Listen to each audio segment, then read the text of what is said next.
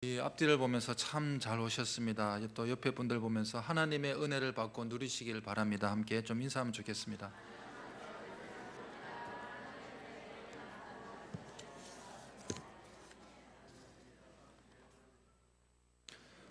네.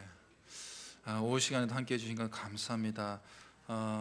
요즘 세상을 살아가는 데 있어서 자신감을 가지고 살아가는 사람, 저 사람 정말 무엇 때문에 저렇게 자신감이 있을까?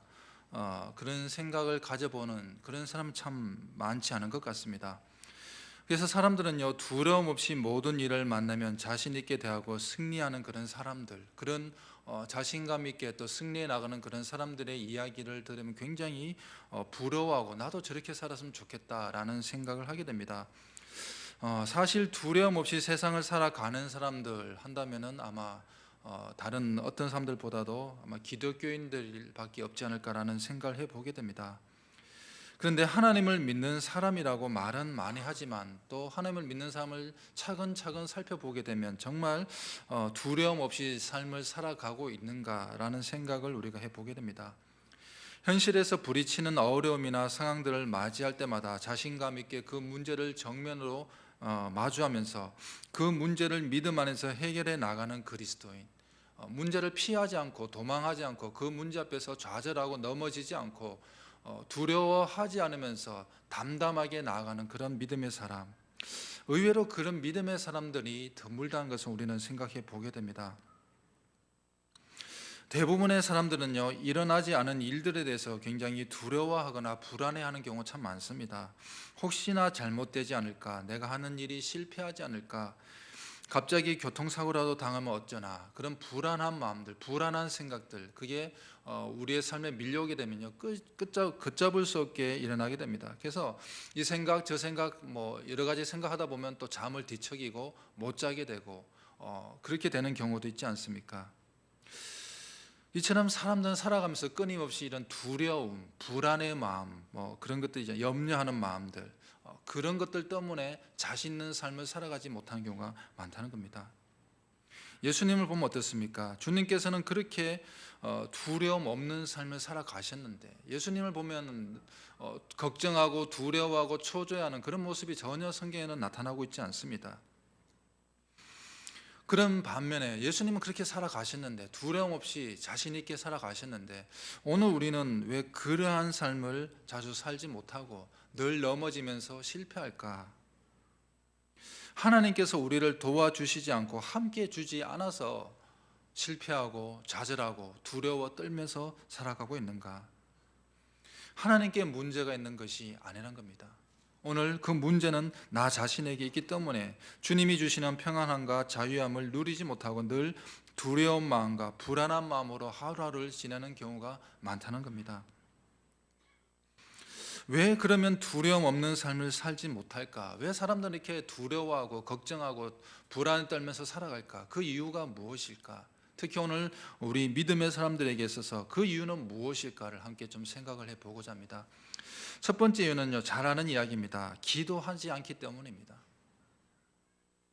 누가복음 18장 1절에 보게 되면 항상 기도하고 낭망치 말아야 한다라는 예수님의 그 비유의 말씀이 있는데, 우리는 사실 그렇게 하지 못할 때가 많습니다. 기도는 연료 공급 장치처럼 우리에게 영적인 힘을 공급해주는 그런 통로입니다. 너무나도 많이 들어서 잘 아는 이야기지 않습니까? 기도는 하나님과의 대화다, 기도는 생명이다, 기도는 호흡이다, 그런 이야기 너무나도 많이 듣습니다. 그런데 사실 우리의 삶을 하루를 내어놓고 보게 되면요, 기도의 시간이 정말 적다는 것을 또 보게 됩니다. 급한 상황이나 위급한 상황이 다가오면 그때서야 긴급하게 기도를 하고 있는 나의 모습을 보게 된다는 겁니다. 그러다 보니 사실 기도를 계속하는 것도 아니고 가끔 가다가 어쩌다가 또 문제가 일어났을 때, 또 고민될 때, 힘들어질 때, 그때 기도를 한다는 겁니다. 그때 정말 진지하게 하나님을 찾고 하나님께 나아간다는 거죠. 기도해야지 하면서도 하루를 지나고 보면 기도한 시간이 얼마 되지 않을 때가 많습니다. 근데 성경에는 어떠합니까? 끊임없이 기도하라고 우리에게 말씀하고 있지 않습니까? 항상 기도하라 라는 그 말씀 우리는 기억하고 있습니다. 또한 쉬지 말고 기도하라는 말씀도 우리가 알고 있고, 사무엘 선지자는 또 어떻게 했습니까? 자신은 기도하지 않는 죄를 범하지 않는 삶을 살겠다. 나는 기도하지 않는 죄를 범하지 않을 것이다 라고 그렇게 말했지 않습니까? 또 우리가 잘 아는 다니엘은 어떠합니까? 하나님께 기도하면은 목숨에 위협받는 그런 일들이 벌어질 것이라는 것을 너무나도 잘 알고 있었는데, 내가 하나님께 시간을 정해놓고 하루에 3번 기도하는 그 기도의 모습 그대로 하게 되면은 반드시 내 목숨이 위험하게 될 것이라는 그 사실을 알고 있었습니다. 그럼에도 불구하고 다니엘이 어떻게 했습니까? 그 상황을 모면하고자 기도를 하지 않았지 않습니까?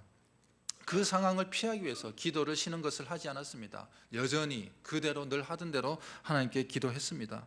결국 그 때문에 사자굴에 던져지는 위기도 맞고, 그러나 목숨보다 더 중요한 것이 하나님과의 대화였던 것을 다니엘은 알았기에, 또 하나님과의 통로, 교제의 통로가 하나님의 임재가 그것으로 온다는 것을 알았기 때문에 다니엘은 끊임없이 그런 위기의 상황 속에서도 기도하여서 또 그 위기의 상황을 하나님께서 벗어나는 은혜를 누렸던 것입니다.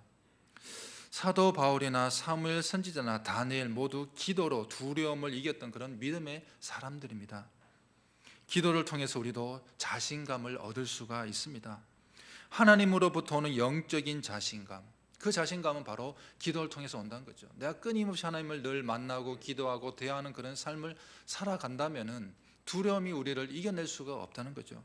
왜 두려워하는가? 하나님을 만나지 않기 때문에. 왜 힘들어하는가? 하나님과 상관없는 삶을 살아가기 때문에 우리의 삶이 두렵고 불안한 마음이 늘 가득하다는 겁니다. 하나님으로부터는 영적인 자신감을 가져서 두려움도 불안한 마음도 모두 물리쳐 나가는 우리 모두가 되기를 바랍니다. 두 번째는요, 왜 사람들이 이렇게 두려워하는가? 왜 불안해하는가? 걱정하는가? 자신에 대한 평가절하를 하기 때문입니다. 나는 이것밖에 안 되는 사람이다 라는 부족함 때문에 그렇다는 것이죠. 태초부터 사람은요, 자신이 부족하다는 생각과 더불어 싸웠습니다. 하와가 부족함이 없다면 굳이 그 하나님께서 금하신 열매를 먹지 않아도 되는데, 뭔가 부족하니까 내가 저걸 따먹으면 더 하나님보다 더 좋아지겠지, 내가 지금보다는 더 나아지겠지라는 그런 마음이 있어서 뱀의 유혹을 받아서 먹지 않았습니까? 자신을 평가절하는 생각, 나는 이것밖에 안 돼, 나는 이것밖에 못하는 사람이야, 그런 생각은요, 하나님의 창조를 부인하고 하나님의 계획을 망치는 생각이란 것입니다. 그렇기 때문에 사람들은 끊임없이 그런 자기 평가절하 때문에 스스로를 무너뜨리면서 그렇게 살아가다 보니까 늘 작은 일에 걱정하고 염려하고 불안하면서 두려워하는 삶을 살 수밖에 없다는 겁니다. 오늘 우리는요, 하나님이 우리를 그렇게 만들지 않으셨습니다. 우리를 세상의 그 어떤 것보다도 가장 귀중하고 소중한 존재, 하나님의 생명의 영을 불어넣은 그런 소중한 존재로 만드셨고, 우리에게 또한 능력을 주셨다는 그 사실을 기억할 수 있기를 바랍니다. 하나님의 자녀라면 나의 특성과 하나님께 주신 품성의 긍정적인 부분을 개발하고 또 인정하면서 스스로 쓸모없는 존재라고 그런 생각들을 버려야 한다는 것입니다. 그래서 우리는요, 끊임없이 이런 평가절하는 그런 생각들을 가지지 않아서 두려움으로 이겨나갈 수 있기를 바랍니다. 세 번째는요, 하나님이 우리에게 주신 그런 자신감을 막는 것, 두려움 속에 살아가는 이유가 무엇인가? 하나님에 대해 무지하다는 것입니다. 아는 것이 힘이라는 그런 말이 있습니다. 최근에는 엄청난 정보들이 매일매일 쏟아져 나오지 않습니까? 그래서 스마트폰을 통해서 이것도 검색하고 저것도 검색하고 또 유튜브에 들어가서 보고, 야, 이렇게 하니까 좋은 거 있다더라, 너무나도 참 많은 것을 배웁니다. 그러니까 조금만 관심을 가지면 참 많은 것을 배우고, 또 이건 내가 새롭게 알게 된 지식이다 라고 그렇게 이야기하는 그런 세상을 우리가 살아가고 있습니다. 그래서요, 많이 아는 사람 옆에 앉으면 왠지 내가 모르는 그런 부분이 많을 때 그 사람 옆에 앉으면 굉장히 거북합니다. 나는 이것도 모르고 저것도 모르는데 괜히 이 사람이 이거 질문하면 어떡할까, 저것도 물어보면 어떡할까, 나는 이것도 모르고 저것도 모르는데. 그래서 많이 아는 사람 옆에 앉는 게 굉장히 불안해지는 경향이 있습니다. 어휘력이나 기술적 능력이나 사교력에서 무지하면 그만큼 또 아는 것이 적으면요, 세상을 살아가는 데 있어서 많이 불편한 경향이 있습니다. 충분한 지식이나 아는 것이 있으면 사람은 그만큼 자신감을 가지게 되고 사람을 만나서 이야기할 때 두려움이나 불안한 마음이 적게 된다는 것을 우리는 잘 알고 있습니다. 그런데 이런 세상적인 지식은요, 우리에게 충분한 자신감을 다 불어넣지 못합니다. 그런 지식이 있다 할지라도 때로는요, 불안하고 두려워할 수밖에 없는 것이 연약한 우리란 겁니다. 참된 자신감, 참된 아는 지식은 무엇인가? 호세아서 4장 6절에 있는 같이 하나님이 말씀하셨듯이 내 백성이 지식이 없어서 망한다. 무슨 지식이 없어서 망하는 겁니까? 하나님을 아는 지식이 없어서 망한다는 것입니다. 참된 우리의 두려움을 이길 수 있는 힘은 하나님을 알아갈 때 얻게 된다는 겁니다. 하나님을 전적으로 신뢰하고 믿을 때 자신감을 가질 수 있고 불안한 그 마음으로부터 자유를 얻게 됩니다. 호세아서 말씀같이 우리는요, 영적인 지식을 채워가야 합니다. 단지 성경의 말씀을 내가 몇 장 몇 절에 뭐가 있더라 아는 것 차원을 넘어서야 된다는 거죠. 하나님을 만나야 되는 겁니다. 하나님을 체험하고 하나님을 부딪혀서 삶 속에서 만나갈 때 그 하나님을 영적으로 알아가는 그런 지식이 우리 삶 속에 채워져 가야 한다는 겁니다. 그래서 끊임없이 하나님의 말씀을 깊이 있게 묵상하는 겁니다. 오늘 우리 목사님께서도 말씀해 주셨듯이 그 말씀을 굉장히 깊이 있게 또 읽고 또 읽고 그 깊은 하나님의 말씀을 알아가는 그런 지식, 그런 체험들, 그런 것을 우리가 가지게 될 때 우리 마음속에 안정감을 얻게 된다는 겁니다. 하나님의 약속의 말씀을 하나씩 하나씩 알아가며 그 말씀이 믿어질 때 우리는요, 두려움으로부터 자유할 수가 있다는 사실입니다.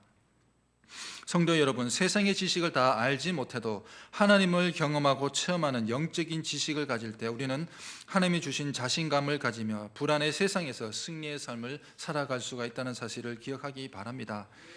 네 번째는요, 두려움에 실패하는 이유는 네 번째, 목적이 없는 삶을 살아가기 때문입니다. 아무런 목적도 없이 그냥 낙심하고 패배한 사람같이 세상을 살아가게 되면 자신감 있는 삶을 살기는 불가능하다는 겁니다. 목적이 없게 되면요, 자신감이 없어집니다. 내가 뭘 하면서 이 땅을 살아가는가, 내가 뭐 때문에 이걸 해야 하는가라는 생각이 밀려오게 되면 그때부터 모든 것이 걱정도 되고 두려움도 되고 힘도 없어진다는 겁니다. 하지만 어떤 사람은요, 그렇지 않은 사람도 있지 않습니까? 목적을 가지게 될 때 우리는요, 자신 있는 삶으로 나가게 된다는 것입니다. 더 중요한 것은요, 우리에게 쏟아내는 열정과 힘과 에너지는 하나님께서 나를 향하신 목적과 계획을 깨닫고 하나님의 목적하신 바대로 살아갈 때 온전하게 생겨나게 된다는 겁니다. 이제부터라도 우리는 목적 있는 삶으로 나아갈 수 있어야 합니다. 때로는 그렇습니다. 아직 나는 무슨 목적을 가져야 할지, 내 삶의 목적을 나는 모르겠습니다 라는 사람들은 예레미야서 29장 11절에 있는 말씀같이 여호와의 말씀이니라 너희를 향한 나의 생각을 내가 아나니 평강이요 재앙이 아니니라 너희에게 미래와 희망을 주는 것이라. 하나님께서 우리에게 향하신 그 계획과 목적이 있다는 것을 깨닫고 기도하면서 하나님, 제가 어떤 목적을 가지고 이 땅을 살아가야 하겠습니까? 하나님께서 나에게 가지신 목적은 무엇입니까? 라고 기도하면서 나아갈 때 우리의 삶 속에 일어나는 그런 여러 가지 두려움으로부터 자유할 수 있고 승리해 나갈 수 있다는 사실을 기억하시기 바랍니다. 다섯 번째는요, 과거의 허물이 우리를 자신감 없는 그런 불안한 삶을 만들게 되는 경우가 있다는 겁니다. 과거에 대해서 어떻게 반응하느냐에 따라서 우리의 삶의 방향이 달라지게 됩니다. 어떤 사람은 과거 때문에 힘들어하는 사람이 있고 어떤 사람은 과거 때문에 승리해 나가는 사람이 있다는 것이죠. 모든 사람이 죄를 범할 수밖에 없습니다. 하지만 어떤 사람은 하나님 앞에서 회개하고 믿음으로 계속해서 앞으로 나아갑니다. 그런데 어떤 사람은 과거의 죄로 인해서 엄청난 죄책감과 중압감 때문에 그것 때문에 얽매여서 살아가는 사람도 있다는 겁니다. 그래서 과거의 그 일들에 대해서 나는 어떻게 문제를 정리해 나가고 있는가, 어떤 생각을 가지고 있는가. 오늘 우리는요, 하나님 앞에서 담대하게 나아갈 수 있는 그 힘이 어디에 있습니까? 회개하면서 나가야 하는 거죠. 요한일서 3장 21절에 보게 되면 사도 요한이 이런 말씀했습니다. 만일 우리 마음이 우리를 책망할 것이 없으면 하나님 앞에서 담대함을 얻게 된다라고 했습니다. 우리가 만약에 잘못했던 것이 있다면 하나님께 나가서 회개하고 나아갈 때 어떻게 됩니까? 우리의 마음이 우리를 책망할 것이 없으면 하나님 앞에서 담대함을 가지게 되는 거죠. 그렇기 때문에 두려워하거나 불안해하거나 실패하는 것 때문에 힘들어하지 않는 삶을 살아갈 수가 있다는 겁니다. 마지막으로요, 왜 실패하는가?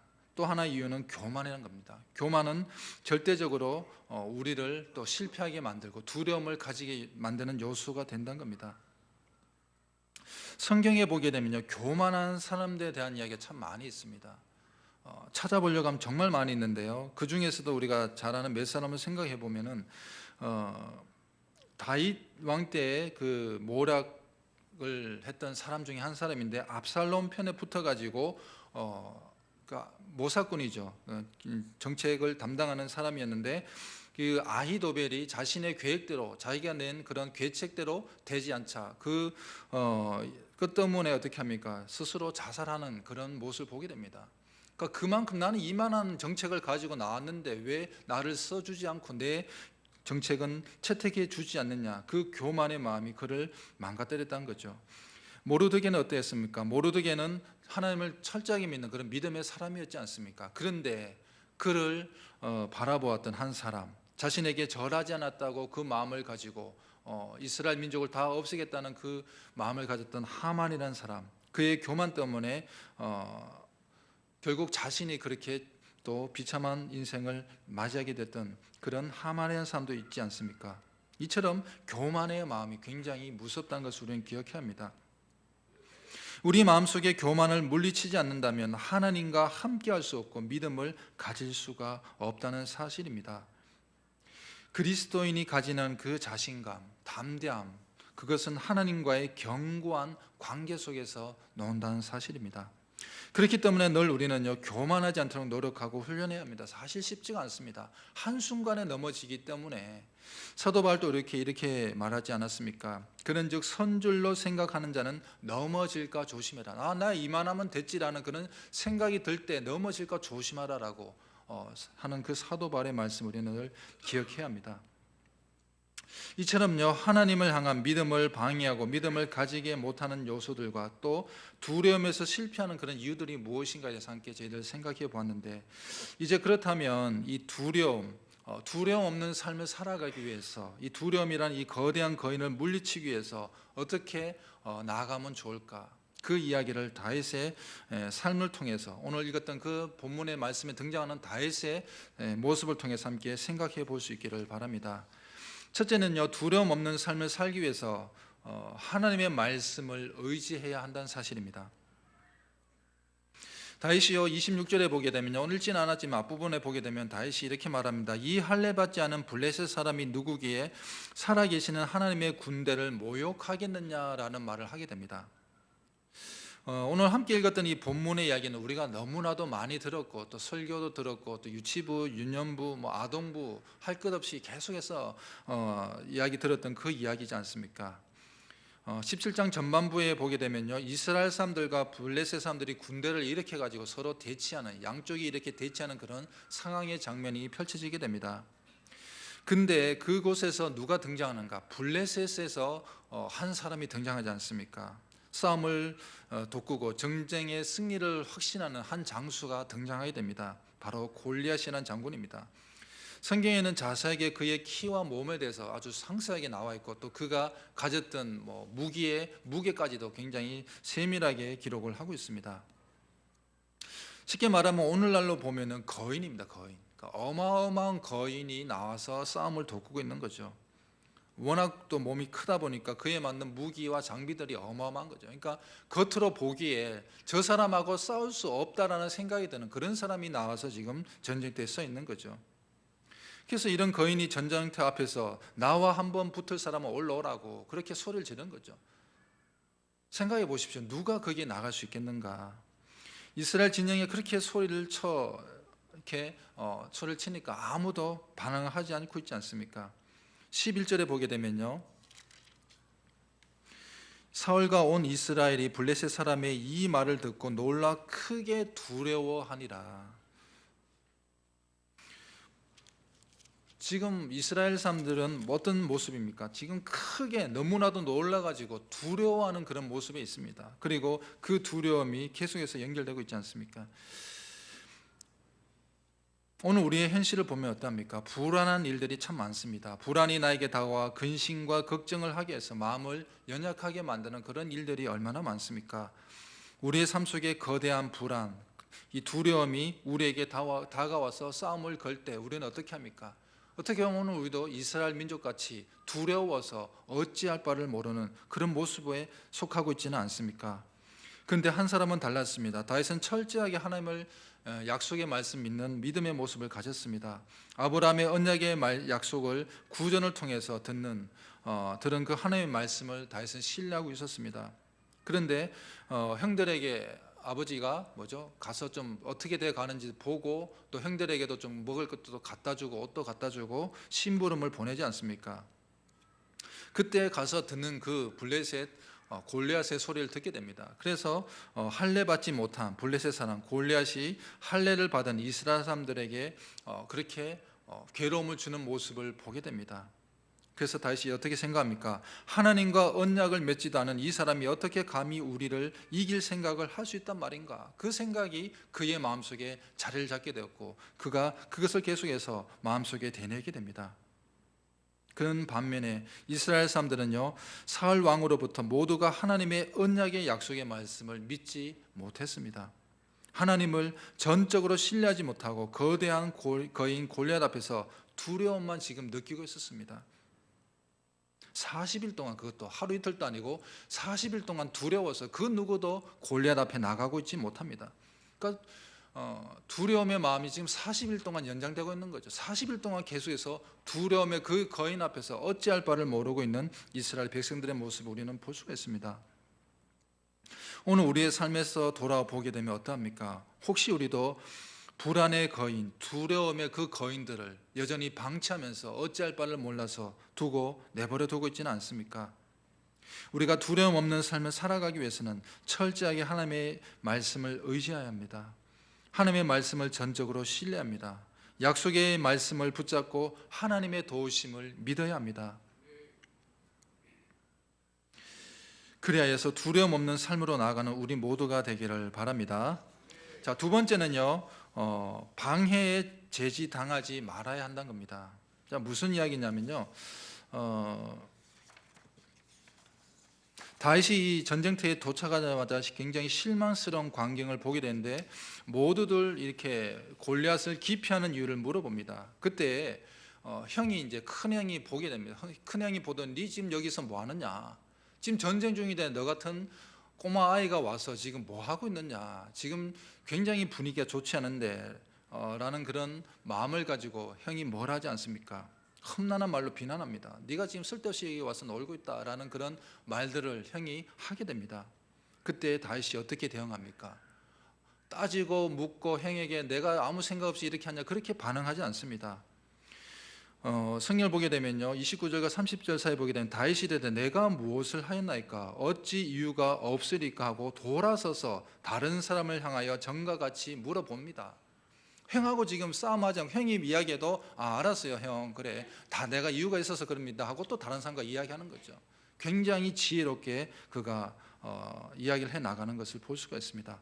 다윗의 반응은 낙담시키는 자들에 대처하는 핵심적인 전략이 무엇인가를 우리에게 보여주고 있습니다.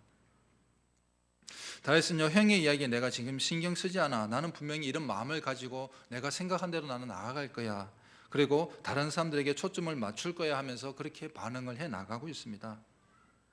다윗은 자신을 낙담시키고 자신이 가진 그 생각을 무너뜨리고 두려움을 오히려 밀어뜨리는 그 형의 이야기에 신경을 쓰지 않았습니다.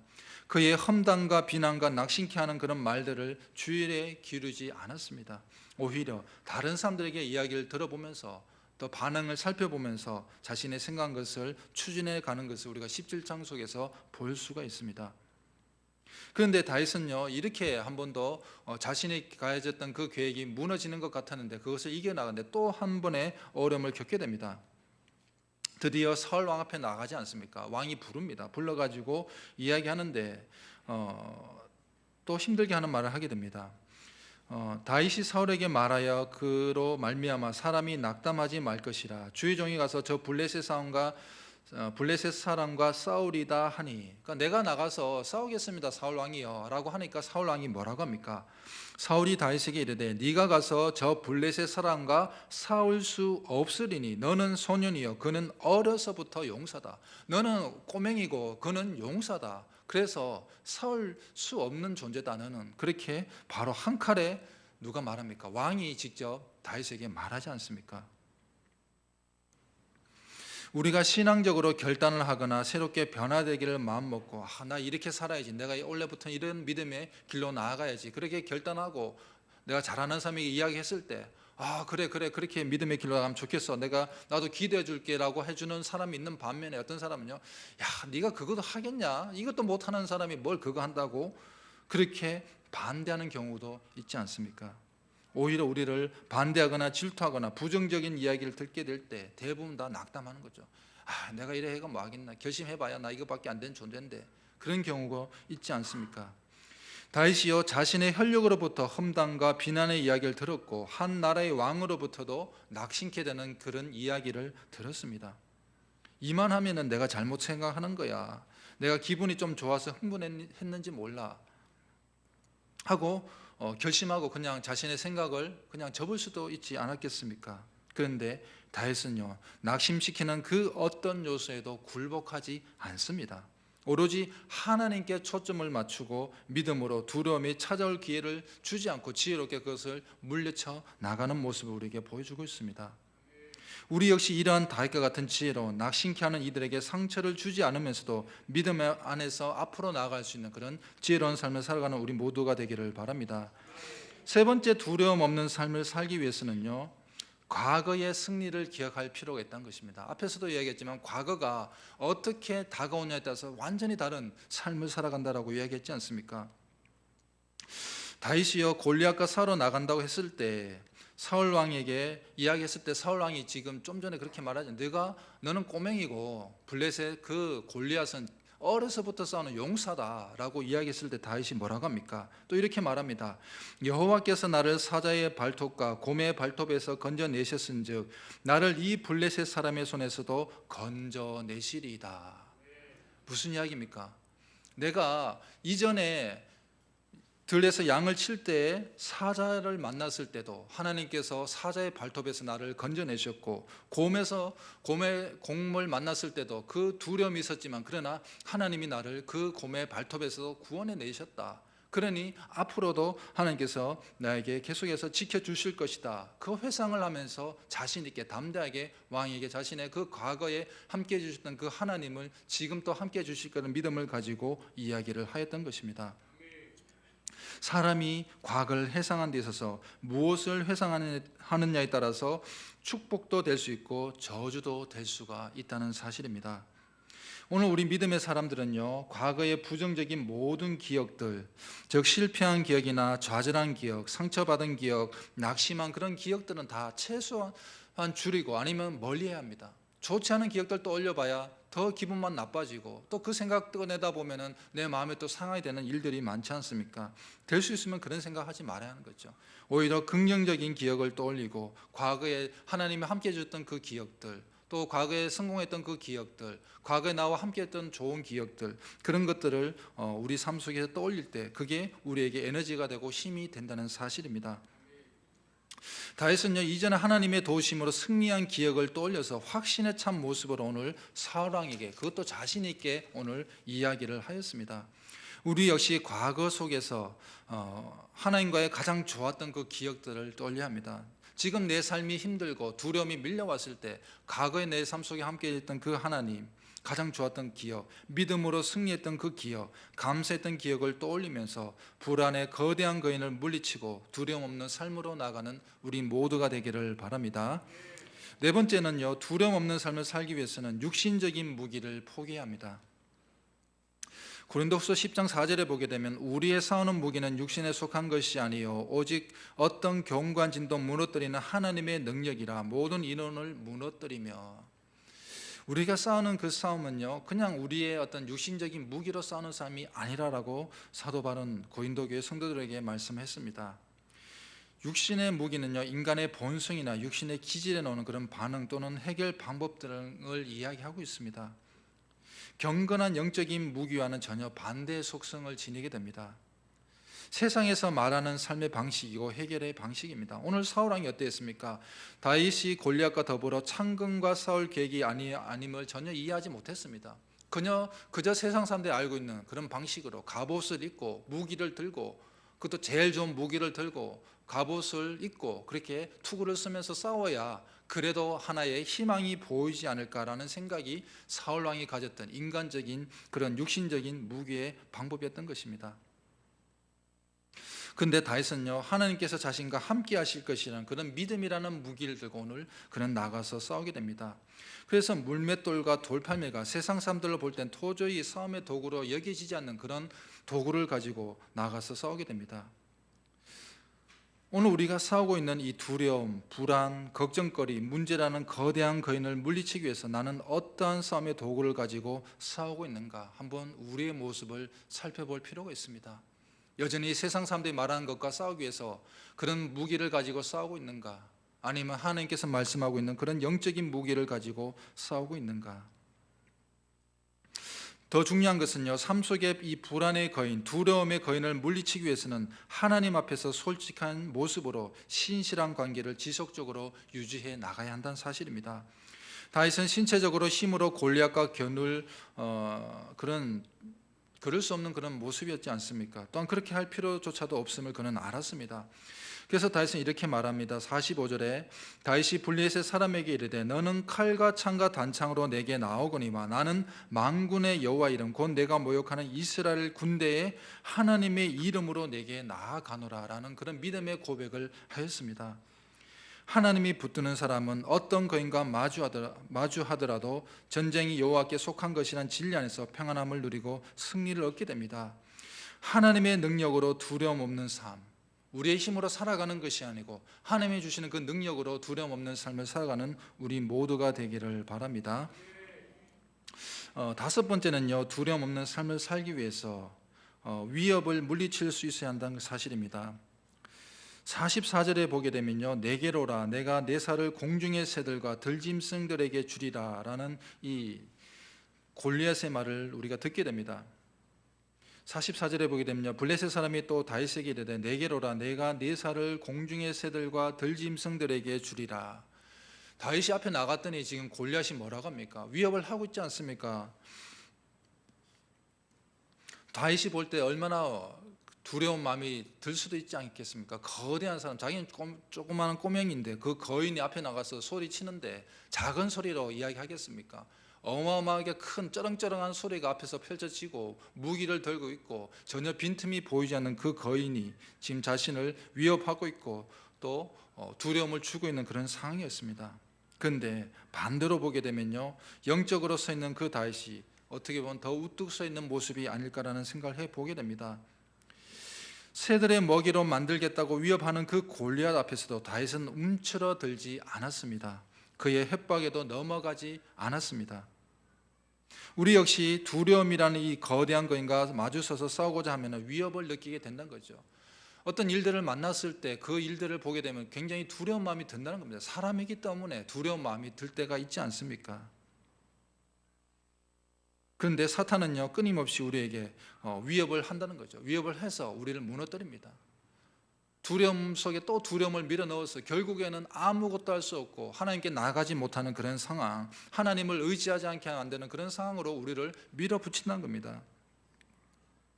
그런데 오늘 다윗은 어떻게 합니까? 그런 위협에 넘어가지 않습니다. 오히려 이렇게 반응합니다. 오늘 여호와께서 너를 내 손에 넘기시리니 내가 너를 쳐서 내 목을 베고 블레셋 군대의 시체를 오늘 공중의 새와 땅의 들짐승에게 주어 온 땅으로 이스라엘의 하나님이 계신 줄 알게 하겠고 또 여호와의 구원하심이 칼과 창에 있지 아니함을 이 무리에게 알게 하리라. 전쟁은 여호와께 속한 것인즉 그가 너희를 우리 손에 넘기시리라. 46절과 47절의 말씀인데요, 다윗이 지금 위협하는 그 골리앗 장군 앞에서 지금 이런 말을 하고 있다는 거죠. 우리 같으면은 어떻게 하겠습니까? 아무 말도 못할 것 같은데 이 조그만 소년이 나아가서 지금 담대하게 하나님을 이름을 가지고 또 전쟁이 하나님께 속하였다고 담대하게 선포하면서 믿음으로 나아가고 있는 그의 모습, 어떻게 보면요, 골리앗의 위협보다도 오히려 한 수를 더 떠서 대응하는 이 다윗의 담대함과 이 자신감을 가진 그 모습, 이 모습 우리는 생각해 봐야 합니다. 성경을 읽으면서 단지 승리했구나, 야 조그만 소년이 돌 하나 맞춰가지고 이겼구나, 그런 차원의 다윗을 봐서는 안 된다는 거죠. 다윗이 가졌던 그 믿음의 모습, 이 담대함, 대단함, 두려움 없는 그 모습은 어디서 나오는가? 오늘 우리는 그것을 지금 살펴보고 있지 않습니까? 이것을 놓치지 말아야 합니다. 다윗이 자신을 위협하는 거인을 물리친 것 역시 그처럼 우리도 어떻게 합니까? 불안이라는 두려움을 포함하는 그 거대한 우리도 물리쳐야 합니다. 세상의 그 어떠한 거인, 그것이 문제가 될 수도 있고 삶 속에 문제가 될 수 있고 또 인간관계에 어려움이 될 수도 있고 가정에 문제가 될 수도 있고 다양한 것이 될 수가 있습니다. 그러나 어떠한 거인의 위협으로부터라도 하나님을 확고하게 믿고 신뢰하는 믿음으로 나가서 반드시 승리의 길로 나가는 우리 모든 성도님들 삶이 되기를 간절히 바랍니다. 마지막으로요, 두려움 없는 삶을 위해서는요, 거인을 향해서 정면으로 도전을 해야 한다는 겁니다. 이제 우리는요, 계속해서 이 다윗이 가졌던 그 믿음의 모습, 그래서 어떻게 두려움을 이겨나갔는가 함께 생각해 보았는데요, 이제는 우리가 거대한 거인을 향해서 공격할 준비를 가져야 한다는 겁니다. 위협적인 상황에서 가만히 그냥 멍하게 나를 공격해라라고 잡아먹으라고 있는 것이 아니란 거죠. 기다리는 신앙이 아니라 먼저 다가와서 공격할 수 있는 믿음으로 한 걸음 더 우리 모두는 나아가야 한다는 겁니다. 말씀 속에 보게 되면요, 오늘 우리가 48절 49절에 보게 되면 다윗이 이렇게 반응합니다. 블레셋 사람이 일어나 다윗에게로 마주 가까이 올 때에 이제 서로 소리치고 막 이렇게 하다가 이제 어떻게 합니까? 진짜 전쟁을 하는 거죠. 진짜 싸우려고 블레셋 사람이 이제 일어나는 거죠. 일어나서 다윗에게로 가니까 다윗이 가만히 그냥 와라 이렇게 있는 것이 아닙니다. 어떻게 반응합니까? 올 때 다윗이 블레셋 사람을 향하여 빨리 달리며 손을 주머니에 넣어 돌을 가지고 물매를 던져 블레셋 사람의 이마를 치매 돌이 그의 이마에 박히니 땅에 엎드러지니라. 다윗이 어떻게 합니까? 그의 반응은요, 가만히 있는 반응이 아닙니다. 같이 달려가는 거죠. 우리 같으면 무서워서 움직이지 못할 것 같은데 그 조그만 소년이 그 거인을 향해서 달려가는 거죠. 왜? 두려움이 없으니까. 정면으로 나는 싸우겠다라는 그 믿음을 가지고 오늘 다윗은 앞으로 나아갔던 것입니다. 오늘 일단 우리가 불안을 물리치기로 결심했으면, 나 이제 두려움을 물리치는 삶을 살아가야지 마음을 다졌다면요, 이제는 행동으로 옮겨야 한다는 사실입니다. 더 이상 다른 말을 할 필요가 없습니다. 그냥 말로만 하고 나 이상 두려움 없는 삶, 난 불안하지 않는 삶, 이제 걱정하지 않는 삶을 살아야지 생각만 하고 입만 이야기한다고 해서 되는 것이 아니라는 거죠. 가만히 있으면서 말로만 해서는 절대로 두려움과 불안의 거인을 쓰러뜨릴 수가 없습니다. 우리는 알아야 합니다. 두려움의 거인을 무수할 필요가 없는 것이 싸움을 나 혼자만 고독하게 싸우는 것이 아니라는 겁니다. 하나님이 우리를 그냥 내버려 두지 않는다는 이 사실이 굉장히 우리에게 힘이 된다는 거죠. 하나님이 함께하는 싸움이란 거죠. 다윗이 어떻게 그렇게 당당하게 나갈 수 있었겠습니까? 자신이 돌팔매질을 잘하기 때문에 아닙니다. 하나님과 힘입어서 하나님과 함께하기 때문에 두려움 없이 담대하게 그 거인 앞에서 나가서 싸울 수가 있었던 겁니다. 오늘 우리도 그렇습니다. 오늘 우리의 싸움 역시 두려움을 물리칠 수 있는 그 싸움을 싸울 수 있는 힘이 어디서 납니까? 하나님이 나와 함께하고 있기 때문입니다. 그렇기 때문에 우리는 걱정할 필요가 없습니다. 고독할 필요가 없습니다. 왜? 하나님이 함께하고 있기 때문입니다. 성도 여러분, 하나님을 의지하면서 내 삶 속의 모든 불안과 두려움의 거인을 제거하며 하나님이 주시는 두려움 없는 삶으로 나아가는 우리 모두가 되기를 바랍니다. 결론적으로 말씀 맺겠습니다. 다윗은 지속적인 하나님과의 관계를 통해서 골리앗이라는 거대한 거인을 오늘 물리쳤습니다. 다윗이 가졌던 용기와 자신감은, 그런 믿음은 하루아침에 이루어진 것이 아닙니다. 골리앗 앞에 설 수 있었던 것은 그냥 내가 오늘 열심히 믿었기 때문에, 오늘 신앙이 막 뜨거워가지고 막 하나님을 만났기 때문에, 그런 한순간의 체험 때문에 나갔던 것이 아닙니다. 오랜 관계 속에서 그 이전에부터, 어릴 때부터 들에서 양을 치면서 만났던 그 하나님, 그 오래전부터 하나님과의 관계가 지속되어졌기 때문에 오늘 이러한 일들이 가능했던 것이지 않습니까? 끊임없는 하나님과의 만남과 경건의 훈련과 말씀의 묵상이 있었기 때문에 위기의 상황에서 거인을 물리칠 수가 있었습니다. 이제 우리도 두려움이라고 불리는 거대한 거인을 물리치십시다.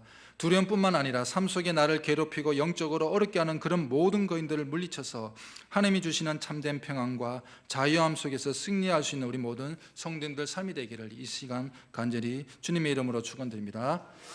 함께 기도하겠습니다.